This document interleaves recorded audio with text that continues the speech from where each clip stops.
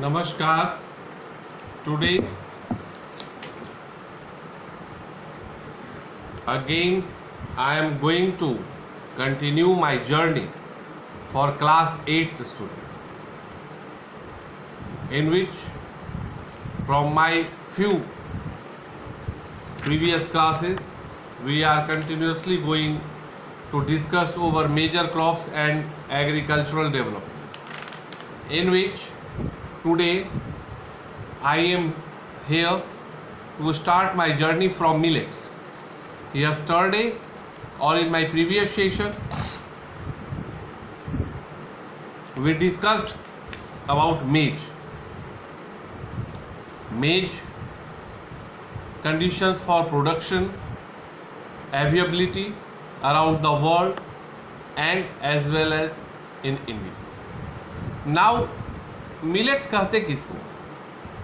अगर मिलेट्स के बारे में पढ़ाई हो रही है तो मिलेट्स कहते किसको है? What do we mean by millets? Actually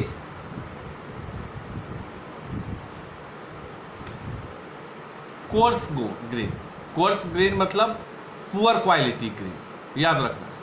coarse grain मतलब poor quality grain, like jowar, bajra, ragi, these are collectively known as millets. इन्हीं को मिलेट्स के अधीन रखा जाता है। As compared to other crops like rice, wheat, maize, these are having whatever the crops comes under millets are having poor quality of nutrients. Basically we can say that the crops which comes under the category of millet is not for eating purpose. It is basically grown for making beer and whiskey. And the main thing what we have to keep it in our mind, that as like previous discussed crops, it does not need quality soil, heavy temperature. Actually इनको कुछ नहीं चाहिए हो, या मूलतः high temperature के condition में उपजाए जाते हैं। पानी कम चाहिए होता है इनको, लो रेनफॉल रिक्वायर, जमीन की उर्वरा युक्त शक्ति ज़्यादा की आवश्यकता नहीं होती है, and as well as in sandy soil, जो सैंडी सॉइल होता है उसमें भी मिलेट्स का उत्पादन किया जा सकता है। Basically China, Nigeria, Egypt, India, these are the important countries, those are producing millets. मतलब ज्वार, रागी, बाजरा, इन सभी चीज़ों का उत्पादन यही प्रमुख देश करते हैं। And if again we will discuss about that in India where it is going to be produced, then we can say that Maharashtra, Karnataka, Rajasthan are the main states, those are producing millets. तो millets के बारे में आपने क्या समझा?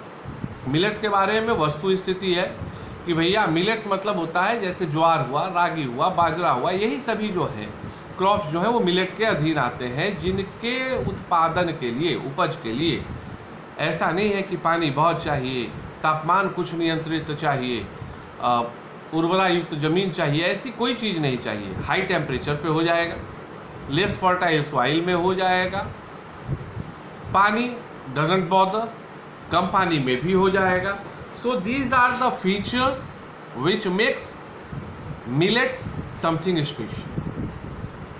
यह वह आवश्यकताएं हैं जिससे यह साबित होता है कि मिलेट्स के उत्पादन के लिए हमें ज़्यादा परेशानी करने की ज़रूरत नहीं। तो अभी तक हम लोगों ने क्या क्या डिस्कस किया?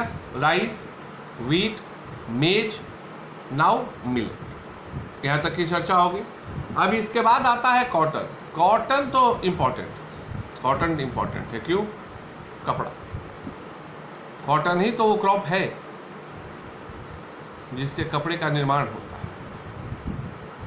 जितने भी जो सूती कपड़े, लिनिन शर्ट्स एंड ऑल आप देखते हैं, ये कॉटन की शर्ट है जो मैंने पहना हुआ है, these are made up of cotton. So definitely cotton important crop है जिस पर डिस्कशन होगा। Actually, cotton is a fiber crop. Cotton is a fiber crop.